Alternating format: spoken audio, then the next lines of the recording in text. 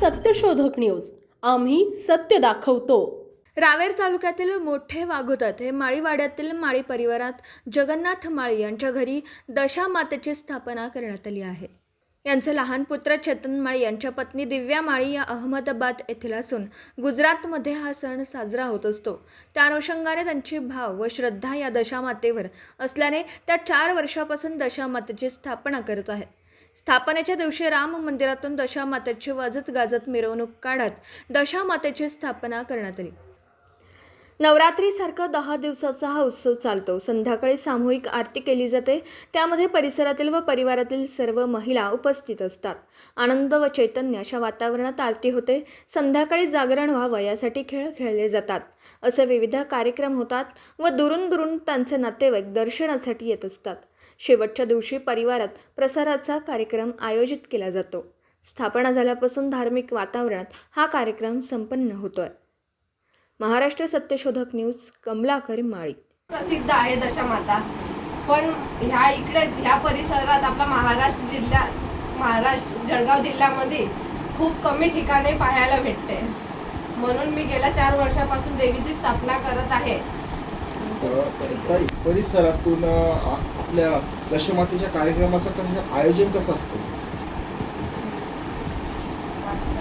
खूप आम्ही वाजत गाजत आणतात देवीला. माझं नाव जगन्नाथ शिवाजी माळी.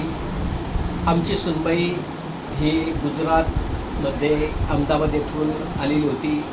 आमच्या परिसरामध्ये रावेर तालुक्यामध्ये किंवा आजूबाजूच्या गावांमध्ये ह्या देवीचं त्या ठिकाणी प्रचार प्रसार नव्हता.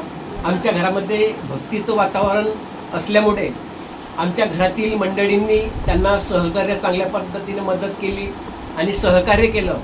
आणि दररोज आमच्या घरामध्ये जो नैवेद्य होतो तो अलग अलग प्रकारचा होतो. एक विशेष गोष्ट अशी आहे की जे आमचे काही शेजारी पाजारील जे काही आमच्या सुना आहेत, नातेवाईक आहेत किंवा मित्रमंडळी आहेत, ते प्रत्येक नैवेद्य त्यांच्या श्रद्धाभावाने त्या ठिकाणी आणत असतात आणि हर्ष उल्हासाचं वातावरण त्या ठिकाणी होत असते. आणि दररोज संध्याकाळी खेळांचा कार्यक्रम, अलग अलग पद्धतीचे खेळ म्हणजे जागरणाचा कार्यक्रम त्या ठिकाणी होत असतो.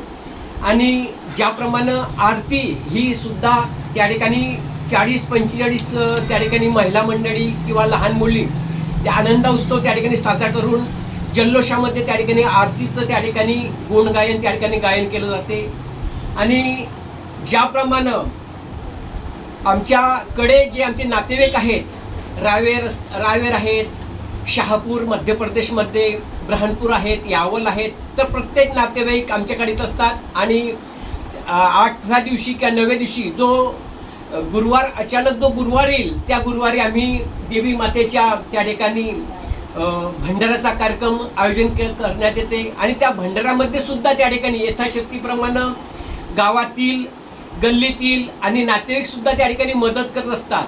तर अशा प्रकारे त्या ठिकाणी आमचं त्या ठिकाणी भाव, श्रद्धा, विश्वास वाढलेला आहे. आणि आमच्या मनातील त्या ठिकाणी ज्या इच्छा होत्या, त्या ठिकाणी आमच्या मनातील त्या ठिकाणी कल्पना होत्या, त्या ठिकाणी देवी मातेने पूर्ण केलेल्या आहेत. अशी त्या ठिकाणी आमची श्रद्धाभाव त्या ठिकाणी देवी मातेबद्दल त्या ठिकाणी दिवसेंदिवस त्या ठिकाणी वाढत आहोत. हीच त्या ठिकाणी दशामातेबद्दल त्या ठिकाणी महिमा आम्ही त्या ठिकाणी सांगू शकतो.